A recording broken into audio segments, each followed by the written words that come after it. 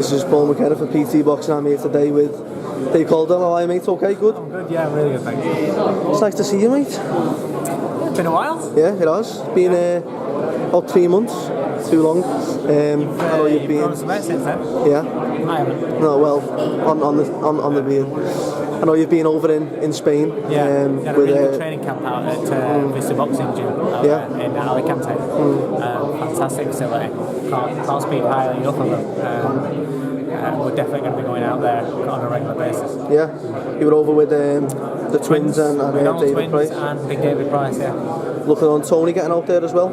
Yeah. You start going to go regularly, get the full... Yeah, now he's back in camp, but something came up that he couldn't avoid, so he couldn't make that one.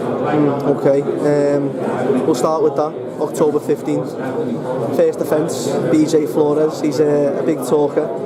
Very good talker, yeah, he is. Yeah, so it has been for some years. Him and Tony in the same press conference. He's been calling Tony out for the last 2 years or so, shouting his mouth off, even before Tony got anything.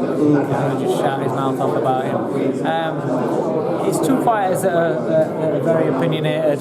Yeah. Two fighters that have got big mouths. But one fighter punches very, very hard. That's it. I'm guessing we're talking about Tony Bellew there. David Price is also going to be in action on that bill, I believe. Yeah, we're just waiting to see what's happening with Pricey. Confirmation of dates wise and what's going off. He might be out before that. I don't know. We're just waiting to see what's happening. You see David Price on almost a daily basis now, and I've done for the past 6 months or 4 months. Understandably, there's a lot of doubters still. Of course. Listen, 100%. We totally get that. He gets that. We have a bit of laugh and a joke about things, what people are saying and things. I know behind the scenes though you're very confident that he's still got what it takes to be a world champion. What people have got to remember is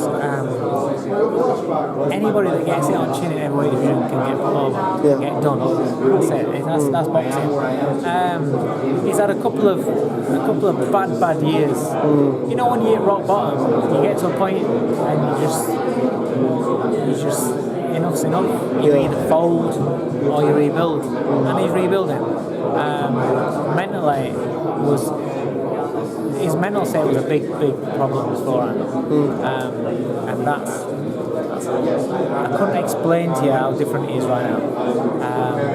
I couldn't explain to you how much of an impact that makes on his boxing, because even down to sparring, when shots are coming back his way, from when he first started with me, seeing shots come his way and seeing how he'd react to them, to how he is now. I mean, we've just had his first sparring session of this camp, so he's not sparred since his last fight. And he's so far in front of where he was before. He's been training. We've been doing everything technically and working hard in the gym, but he's not had anybody punch him in the head since his last fight. So if there was still the niggling doubts of last time, you'd see little flinches, you'd see how he is falling back to how he was prior to his last performance. But he's a lot more comfortable in that ring now. And also, I'm just going to say, he was about 17 stone when he was getting chinned. Yeah. He's a 6'9" 19 odd stone now. If you look at him, how he was before, just tall and he looks almost skinny. Lean, yeah. And the extra, he's 20 stone right now.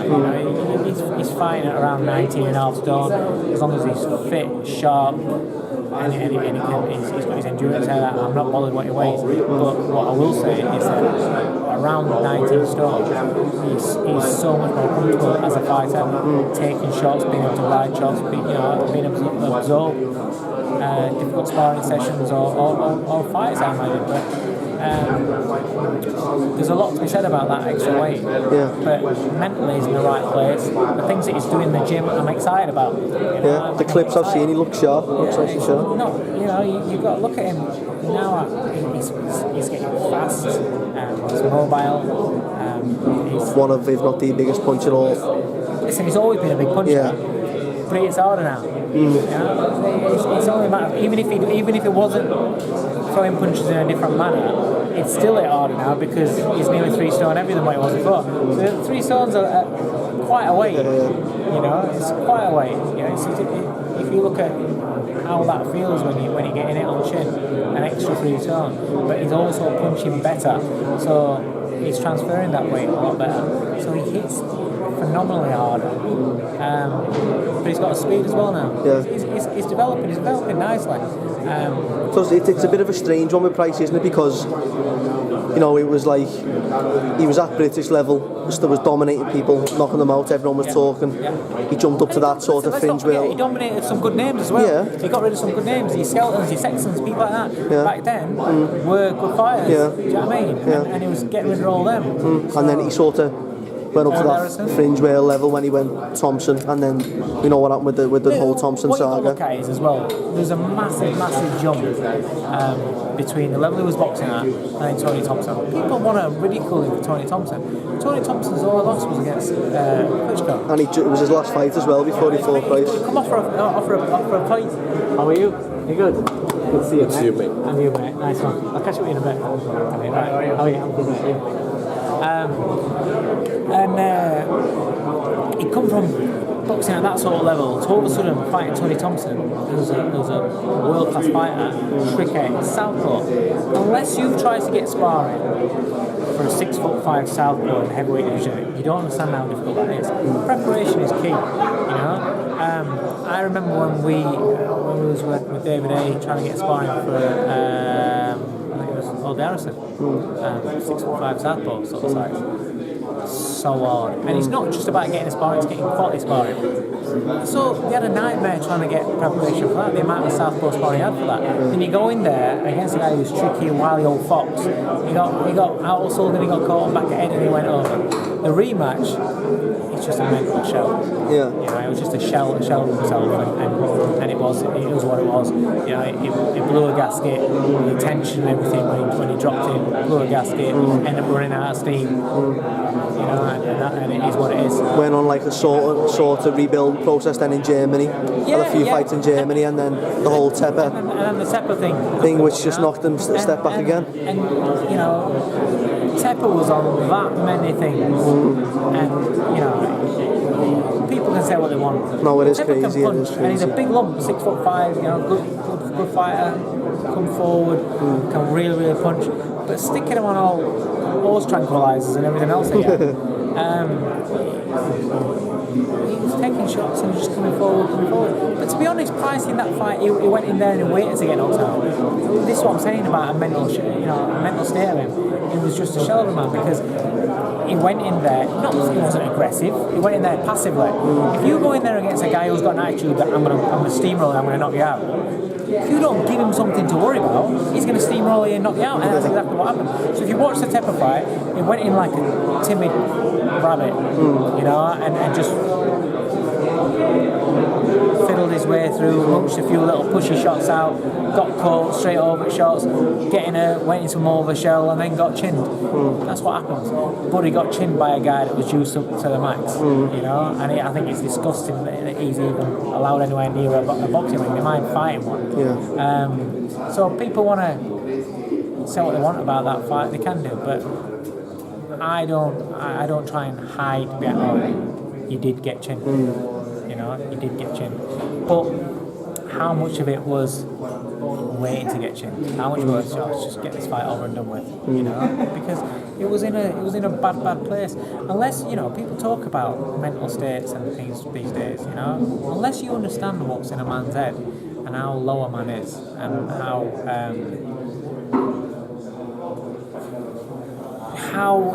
somebody's confidence is shattered to bits. You know, you don't understand. You don't understand what it takes just to walk into that ring anyway. Yeah. You know, the man's flying now.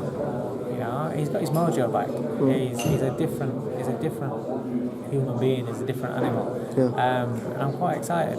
And he's got the attitude. You know what? I'm excited about the fact that he's got this viciousness about him. Yeah. Which is what he's always possessed, but he lost that when. Yeah.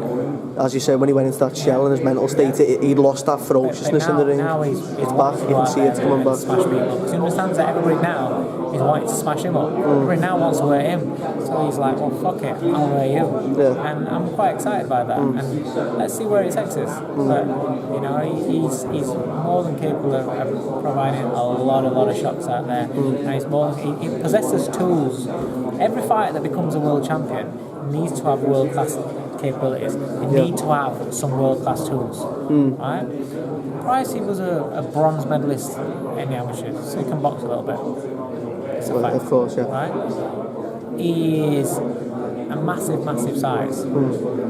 He's got world-class, without a shadow of a doubt, world-class punching power. Yeah. So if you've got world-class attributes, you've got the potential of becoming a world champion. You need to have world-class attributes to be a world champion. Yeah. So he's got an attribute there at least. Yeah, of course. You know? So I'm excited. We'll see what happens. As far as the Mcdonnells bros go, I don't think we can say an official date yet, but stuff in the pipeline. September 10th for Gavin McDonnell on the massive Brook Golovkin card. So he's on there. He'll have a little outing. I don't know if I can say about James. No, I don't think it's been announced yet. Very soon, and then he'll have a big fight in November, and that's what I'm looking forward to. As I said to you when I first seen you today, mate, it looks like it's time for you to get back in the ring. The shape that you're in at the minute. Mate, I'm in shape. You're flying, aren't you, at the minute? I am. Yeah, I'm 41. I see these pictures on Insta. I'm in better shape now than what I was in those pictures. I showed someone the other day who's not a big boxing fan a picture, and it was like you taking a selfie with Price, and he was like, "Who's that boxer?" You know, he's the shape it is. I'm in better shape now than what I was in that picture. Yeah. I'm seeing all my abs now for the first time for a long time. Not that I was never out of shape, but you know when your abs are smooth. Yeah. Now I've got my abs, so I'm quite happy. I'm quite determined to keep them as well. So yeah, I'm in good shape. It's good stuff, mate. Well, I'm sure when September comes closer, we'll have a lot more to talk about. But it's nice to catch up with you. And a nice update. And you've got to get this kid to do this impression of me. I know he's not going to do it. Listen. Come here. Come on. Just before we wrap this up. Come on. In we go. Just give us one line before you wrap it up. I'll be Tony Bellew. I'm sat in corner. Come on. One line. You've got to do it now. This is your moment in a line. This is the 15 seconds of fame.